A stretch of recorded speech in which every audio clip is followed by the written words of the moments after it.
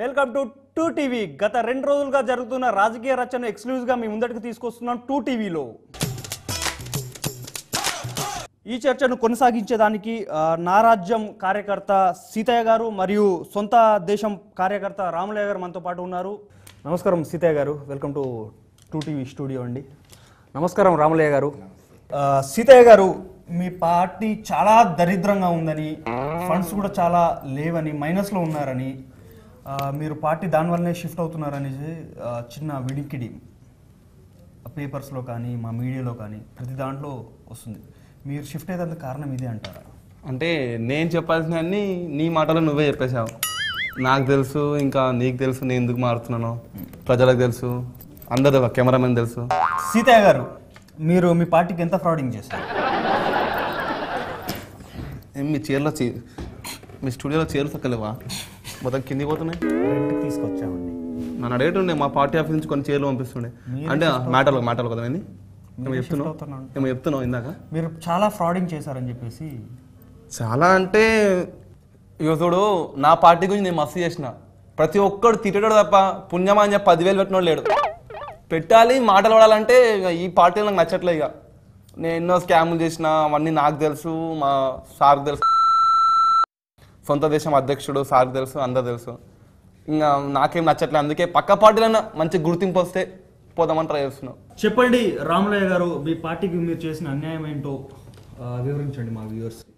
చాలు ఊకవయ్యా, ఇట్లాంటి వాళ్ళని నా రాజకీయ చరిత్రలో మస్తు మందిని చూసిన. అయితే వీళ్ళు ఏం చేస్తారంటే పార్టీ పార్టీ పార్టీ అని చెప్పుకుంటా సీట్ల కోసము, ఓట్ల కోసము పైసలు దండుకుంటారు. పైసలు దండుకొని అవి జమ చేసుకొని పార్టీకి దాని తర్వాత అన్యాయం చేసేసి ఈ పార్టీ కాదని ఆ పార్టీ కాదని ఈ పార్టీకి వెళ్ళిపోతా ఉంటారు.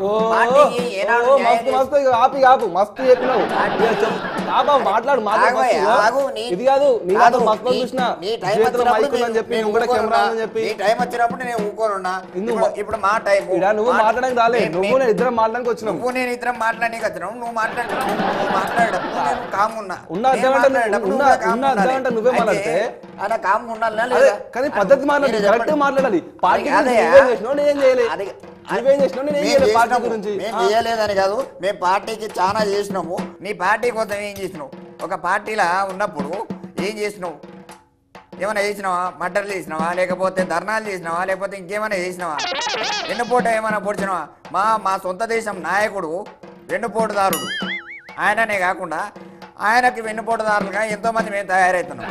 నేను కూడా పార్టీ మస్తు మారినా, చాలా పార్టీలు మారినా. కాకపోతే మారిన ప్రతి పార్టీలో అన్యాయం చేసే మారినా, కానీ ఏ రోజు ఏ పార్టీలో అన్యాయం చేయకుండా అయితే మారలేదు. మా కార్యకర్తలకు తెలుసు, అందరికీ తెలుసు మేము ఎంత చేసినామో పార్టీకి.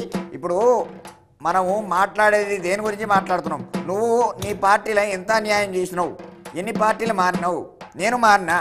జంపైన ప్రతి పార్టీలో అన్యాయం చేసే జంపైనా, కానీ ఏ పార్టీలో అన్యాయం చేయకుండా అయితే జంప్ కాలేదు. రాజకీయాలకి ఈ పార్టీలో పుట్టినప్పటి నుంచి నువ్వు నిన్నగాక మొన్న వచ్చిన రాజకీయాలకు నువ్వు నాకు మాట్లాడుతున్నావు. నిన్నగాక మొన్న వచ్చినా లేకపోతే ఇప్పుడే వచ్చినా అన్నది కాదు సమస్య. అక్కడ వచ్చిన 3 నెలల 3 బిల్డింగ్లు ఎక్కడి? నీకు జూబ్లీహిల్స్ బిల్డింగ్ ఎక్కడిది, పంజోటాల బిల్డింగ్ ఎక్కడిది?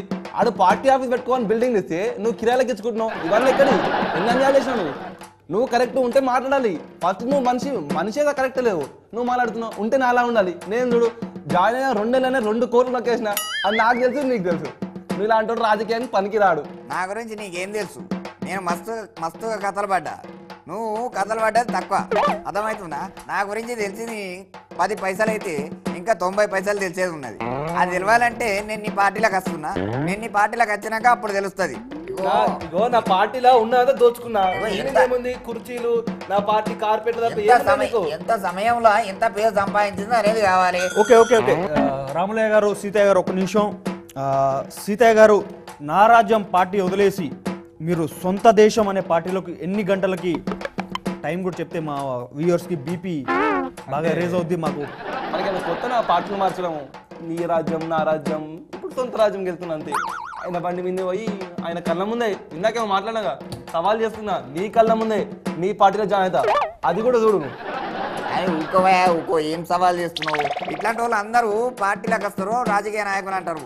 లేక తలా తెలియదు తోక తెలియదు ఈయన ఎవరే నాకు అర్థం కాదు. ఈయన తెలిసి మాట్లాడుతున్నాడా తెలియక మాట్లాడుతున్నాడా చెప్పినా కదా అందుకోసమే నేను రాజకీయాల్లోకి వచ్చి రాజకీయ చరిత్రలో మస్తు మంది నేను మొదలనే చెప్పిన. ఎందుకంటే వీళ్ళకి తలా తెలియదు తోక తెలియదు.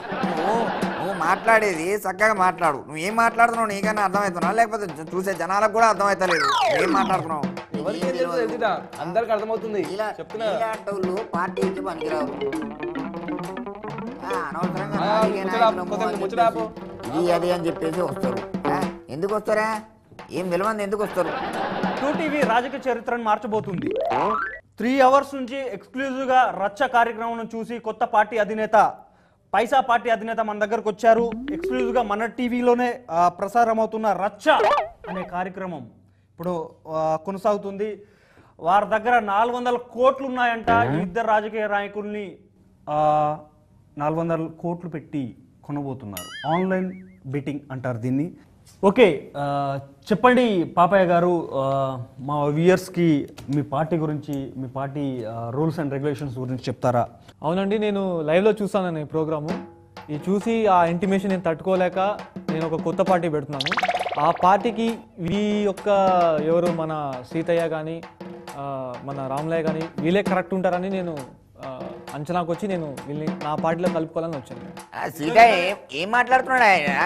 ఏం మాట్లాడుతున్నావు ఆయన? నువ్వు అసలు మమ్మల్ని రాజకీయ నాయకులు అనుకున్నా లేకపోతే మార్కెట్లో కూరగాయలు అనుకున్నా? ఆయన ఏమంటున్నావు? ఆయన ఇగో సీతయ్య అంటే ఏమనుకుంటున్నావు? కంత్రి రాజకీయ నాయకుల సీతయ్య ఒకడు, దినకంత్రి నాయకుల నేను ఒకటి. ఏం మాట్లాడుతున్నావు ఆయన? నువ్వు మమ్మల్ని కొనాలంటే 400 కోట్లు పెట్టుకుని వచ్చినావు. నా దగ్గర మైక్ ఉన్నది, నేను గట్టిగా మాట్లాడుతున్నాను.